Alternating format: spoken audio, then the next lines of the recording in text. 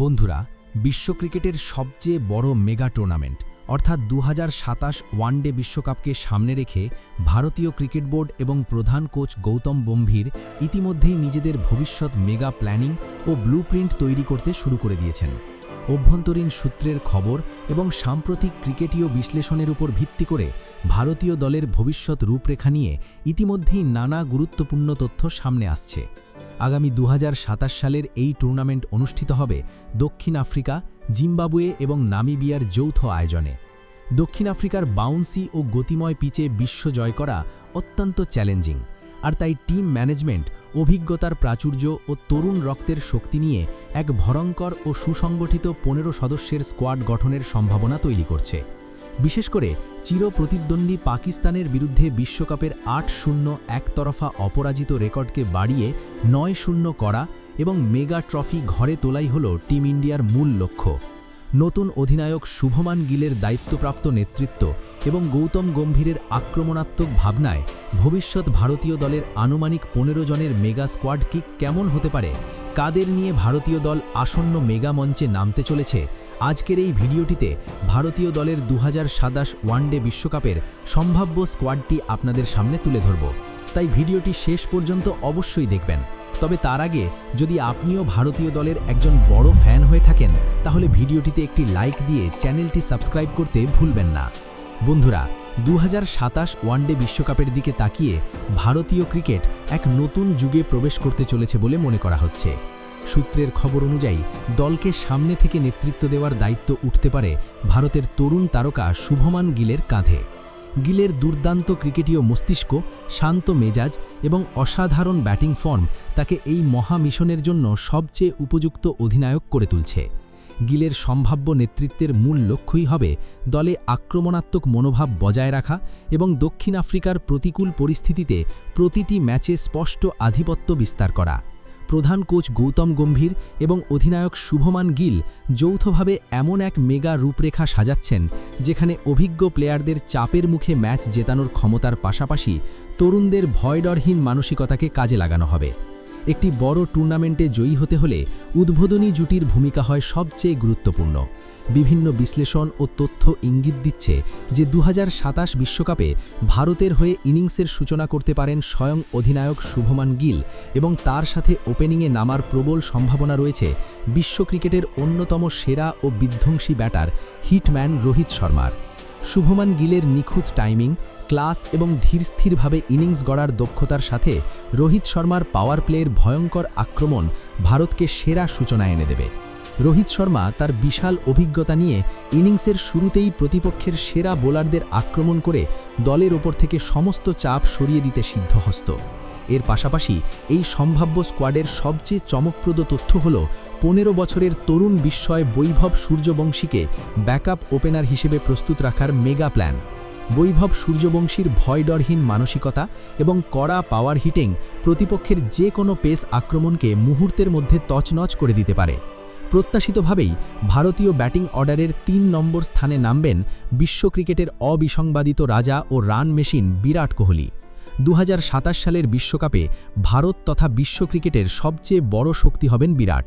চাপের মুখে কিভাবে ম্যাচ বের করতে হয় এবং বড় বড় লক্ষ্যের সামনে এক প্রান্ত ধরে রেখে দলকে জয়ের বন্দরে পৌঁছে দিতে হয় তাতে বিরাট কোহলি অনন্য।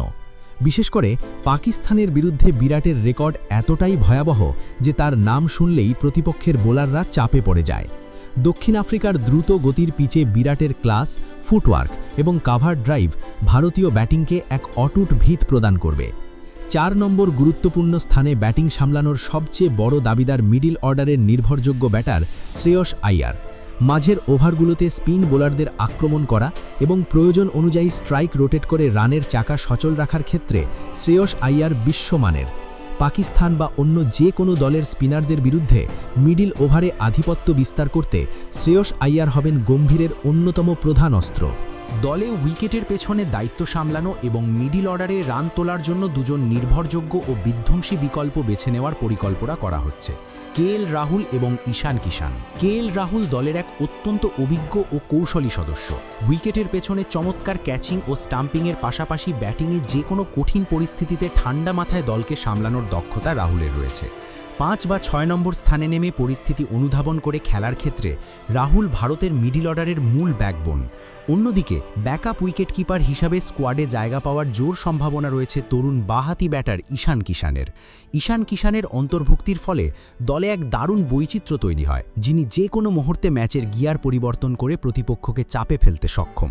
দক্ষিণ আফ্রিকার কন্ডিশনে বিশ্বকাপ জিততে হলে এমন অলরাউন্ডার প্রয়োজন যারা বল ও ব্যাট উভয় বিভাগেই ম্যাচ জেতানোর ক্ষমতা রাখেন।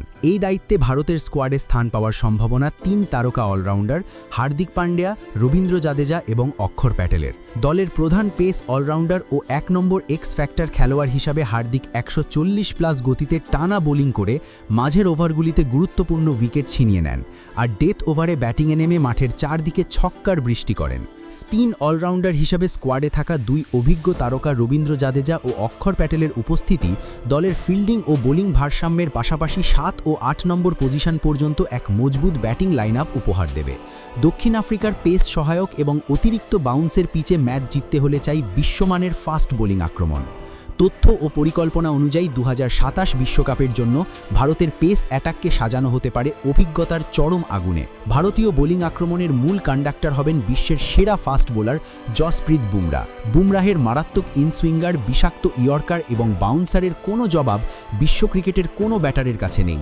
বুমরাহের সাথে বোলিং আক্রমণে আগুনের গোলক ছড়াতে পারেন অভিজ্ঞ মোহাম্মদ শামি, সুইং মাস্টার ভুবনেশ্বর কুমার এবং গতিশীল পেসার মোহাম্মদ সিরাজ।